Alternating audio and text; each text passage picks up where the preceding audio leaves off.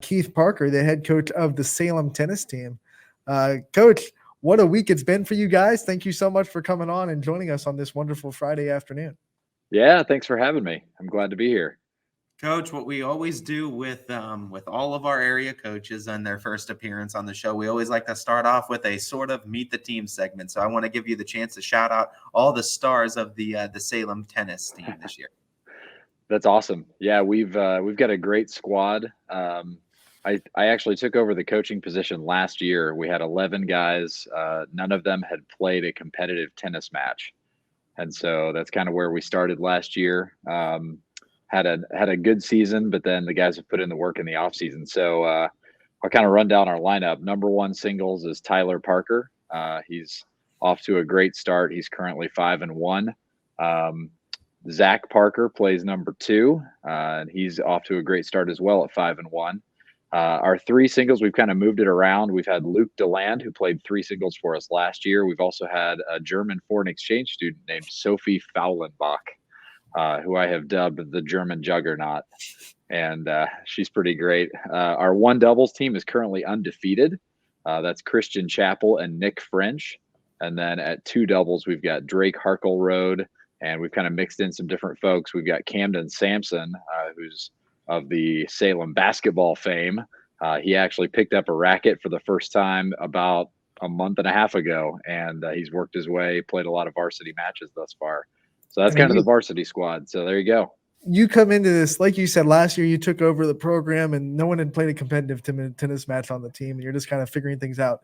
Now you come into this year and you have three sweeps this week with Canton South 5-0, United 5-0, West Branch 5-0. I mean, can you put into words what kind of growth that is from a team in 1 year to go from where they were when you got the job to where they are now?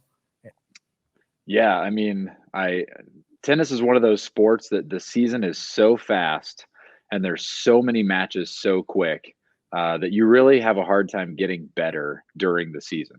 So I just have to tip my hat to the guys who have worked in the off season. It was awesome to run past Waterworth Park, which is about a mile here from my house, and to see guys out during the summer, during the fall, like playing tennis and getting better. So even like the Canton South match was a great example. They beat us, I believe, 4-1 twice last year with most of the same team in place. And we knocked them off 5-0. West Branch beat us 5-0 last year. We beat them 5-0 last night. So there's just been a lot of growth in the offseason. The guys have worked hard, and it's paying off. Talk to me where this the love for tennis originates for you, and what made you kind of jump at the opportunity to be a coach for the Quakers. Yeah, so I started playing tennis with Chris Ponsler in Greentown, Indiana in 7th grade, and I just loved it. It was a sport that I immediately loved. I would argue, you guys can have this debate later on, I think tennis, when you consider all the different facets, is one of the most, it requires one of the most athleticism of almost any sport. You're talking quickness, speed, agility, eye-hand coordination, mental, endurance, like all of the different disciplines. And I think what I love about it is, especially as a singles player, man, it's just you. Like, you got to navigate it, you got to figure it out, you got to exploit the weakness, you got to make your way through the match. And so I love that part of it. I'm competitive that way. So I played in high school, played in college, and then I had the opportunity to work with a professional coach for a little while, and then coached in Indiana, actually the Plainfield Quakers in Indiana. I didn't know that I only coach Quakers, but I guess that's a thing. So coached them for about 11 years. And then when I moved here, took a little hiatus, and then somebody told the athletic director that I played tennis. And so I got roped in. So here we are. When you think, tennis is kind of a unique sport in the fact that we've seen you on social media, you get to work with the guys, you get to, I don't want to say spar, but you get to play with them, you get to show them, basketball coaches can't get into practice, or at least most of them can't get out of practice and box out their kids. Football players don't pad up and go up against their kids, but you get to actually show these kids, like, this is what a real, obviously you're good at tennis, so this is what a real serve is going to really look like, and give them that look that you really can't get anywhere else. What's that like as a coach, to be able to get in with your kids and work with them and play with them, which is unlike almost any other sport? Yeah, I mean, I think it's one of those things where it's easy to talk about a swing or to give them all the nuts and bolts, but to actually go out and show them, like to be able to say, here's what a forehand should look like. You start here, you bring it down below the ball, you brush up over it. To be able to get out on the court and then show them like, here's what that's going to look like. And I think it does earn a little bit of credibility too as a coach when somebody's coming in, they don't know the sport real well, and then they watch you rip a forehand winner past them, and it's like, oh, okay, maybe he does know what he's doing. So I definitely think that helps. Being in that coaching perspective, is there a difference between a quality singles player and a quality doubles player? And if there is, what are some of those key differences to being a good singles player or a good doubles player? Yeah, singles is a highly mental game. Even if you're playing a person that doesn't have the same skill set that you do, they might hit a ball that just bothers you. You might have a hard time reading what they're doing. Even people who have learned how to swing incorrectly, honestly, can win a lot of matches if they can just keep the ball in play. So there's a huge mental part to that singles game. And obviously, consistency is huge in singles. In high school tennis, if you can keep 5 or 6 balls in a row on the court, you're going to win a lot of points. Doubles is more about that short swing, the volley, the overhead, being active at the net, communication with a teammate. All of those things, like chemistry, is probably the most important thing. And our one dubs team, they drive me crazy because they're talking the whole match. Like they're talking to each other, they're yelling at each other. They're wait, let it go. I'll get it. This one's you. You got. I mean, it's crazy to listen to.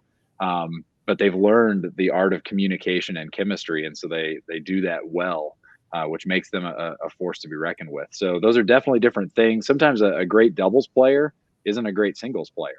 Maybe they're really good at the net, really active, really athletic.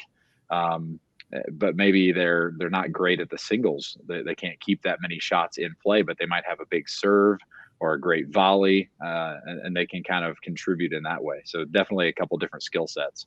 Let's talk a little bit about your number one with Tyler, number one in singles. I know earlier this year he committed to go play in college, and he's going to be a collegiate tennis player. What growth have you seen in him in just the 2 years that you've been able to coach him as a Quaker tennis player? Yeah, well, there's a little fun there in that our last names are the same. He's my son, which has been cool because I've had a front row seat to watching both him and Zach really work in the off season. They've just found a love for this sport, and they have both improved drastically. I'll talk about Tyler for a second, but before I do that, Zach played number 2 doubles and was kind of in and out of the varsity lineup last year. And he's worked his way up to number 2 singles and is 5-1 at that position right now. So just putting in a ton of work. It's fun to watch. Tyler, man, he picked up a racket a year and a half ago. He had not played a competitive tennis match prior to last season. And it was funny because he said, Dad, my goal is I want to play number 1 singles. And I was like, you've never played tennis, man. Like, I don't know if that's a realistic goal. And then he did it. And he's worked hard in the off season, just played, found other people around the area to call and to hit tennis balls with. And he's wearing this old man out on the tennis court all the time. He wants to play all the time. So yeah, it's been really fun to watch his development, to watch him grow, and to watch him kind of learn how to play the singles game. So it's fun to see the fruits of that labor. As a tennis coach and what knowledge you have about it, what difficulty is it to get a tennis scholarship at the next level? Is there a lot of those that go around? And what is the competition level of tennis like in this area? Yeah. Well, first on the collegiate level, anytime you're playing a sport at the collegiate level, there's a lot of effort, a lot of sacrifice. It means you've done some things right. So that's a huge thing. I've had the joy of coaching a number of players that have played at the collegiate level between Plainfield and here. And so, man, I'm excited for him. He's excited to go there next step up the level of competition. Like there's some great players around here, but at the collegiate level, everything ramps up a little bit. As far as around this area, there are some great teams coming from Indianapolis. It's a little different animal. Tennis, I would not say, is as big of a draw here. There's just a lot of racket clubs and a lot of club players and a lot of kids that are playing year round in Indy. So it took a little while to get used to just the different, not only that in Indiana, it's a fall sport, and here it's a spring sport. So the weather is completely terrible this year. We've had, I think we've had so many cancellations and indoors. But it's cool to see like there's good teams. There's teams we always know it's going to be a battle. And just knowing going in, like, man, we got smoked by this team last year. Let's see how we stack up this year, and watching them play and watching them work. It's fun. Let's talk about your schedule a little bit. And I know you're already in the schedule, but you have some games coming up next week, and of course a lot of teams left on the slate. Yep. What's your schedule look like, and what teams do you think are some of those teams that you're really excited to see how you square up against? Yeah, so East Palestine, we play them Monday. They've got a great number one singles player, and I know the rest of their team. We played them last year a couple times, actually a doubleheader indoors, and I think we were close, but I don't think we won that one. So I'm eager to see how that goes, and eager to watch those two number ones duke it out. East Liverpool, we lost 0-5 to them really badly twice last year. And so I'm looking forward to seeing how that match shapes up. I know their number one is sort of he's like the counter to Tyler. And so that'll be an interesting match, but just to see how we improve it at all the positions. Cause we definitely got our lumps handed to us last year by them. So I'm looking forward to that one. I think that one's on Thursday of this coming week. So going into these last couple of seasons, you've been a Quaker coach your entire life, but let's talk about these Salem Quakers a little bit. What have you noticed about the community, the support that you get from the community, and the kids that you've seen come out of this community? Yeah, the community is awesome. I mean, it's cool to watch the parents come out, to watch even the parents of JV players. We only have 3 tennis courts at Waterworth Park. So if your kid's playing JV, you might not see them on a court until 6:30 after a 4 p.m. start time. But to see the parents show up, root on the kids, bring out the food and the just try to encourage the kids however they can. They all rally around them, which is fun. Even in the nasty weather. I remember last year somebody brought out one of those like camping stoves, and they had it fired up with like a propane, thing, just trying to like gather around it because it was snow flurries and so cold in the spring. So yeah, it's cool to watch the community kind of rally around the team and to see people on Facebook posting and like, man, you guys are raking in the wins. Great season, great, off to a great start. Like, just it's fun to see. Coach, before we let you go, you already said that, tennis isn't as big here as you're used to, but I'm sure you already have plans in place to make it big in Salem and make the growth of tennis big, especially in your community at Salem. So what are some plans that you want to get the youth involved, and you want to try to grow this program even more and more as you go along in your coaching career at Salem? Yeah, I think first of all, it's team culture. When you build a team and a community, a culture that people want to be a part of, I think that it kind of brings itself. And so we had 11 guys last year. We've got 16 this year.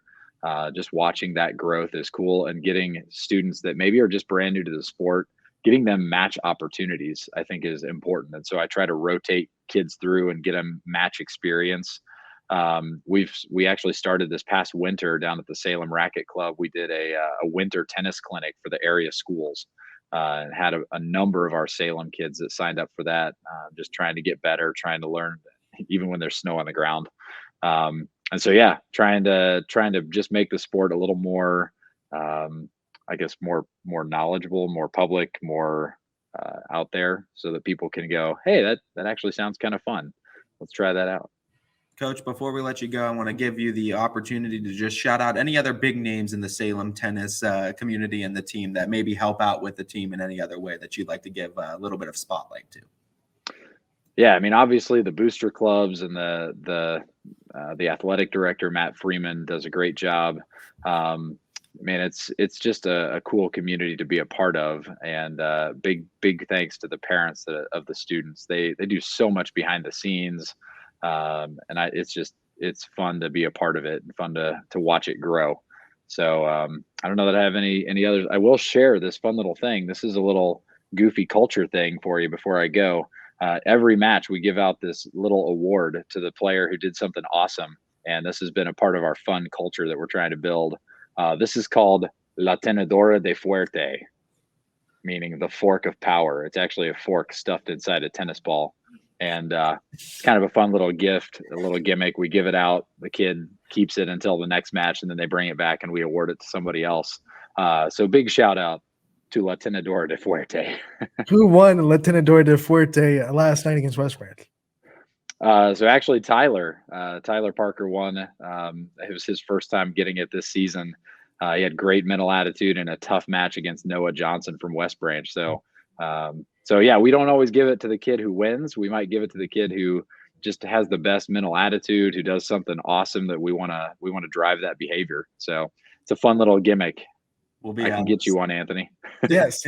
We'll be tuning into Salem Tennis to see who can get La Tenedora de Fuerte. It'll be proudly propped right behind me in the studio.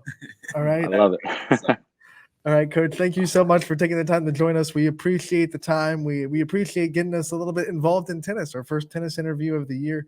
And we look forward to continued success, and we'll talk to you again real soon. Awesome. Thanks, guys. Have a great day. Thank you, Coach.